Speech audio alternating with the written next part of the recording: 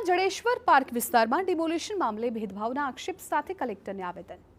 મહત્વનું છે કે જામનગર શહેરમાં હાલમાં જ હાથ ધરાયેલી ડિમોલિશનની કાર્યવાહી સામે આહિર સમાજે સવાલ ઊભા કર્યા।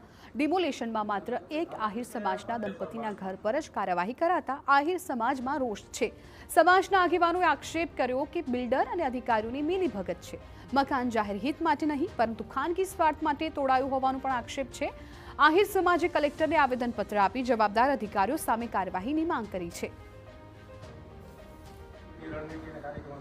4 દિવસ પહેલા એક જ મકાનનું જે ડિમોલિશન કરવામાં આવ્યું એના માટે અમારો સમાજ એટલા માટે આવ્યો છે કે કોઈ એક વ્યક્તિગત એક બિલ્ડરની રજૂઆતને કે લઈને અને એક અધિકારીની મિલીભગતથી આ તંત્રએ જે કામ કર્યું છે એ ખૂબ જ ખરાબ કાર્યવાહી છે।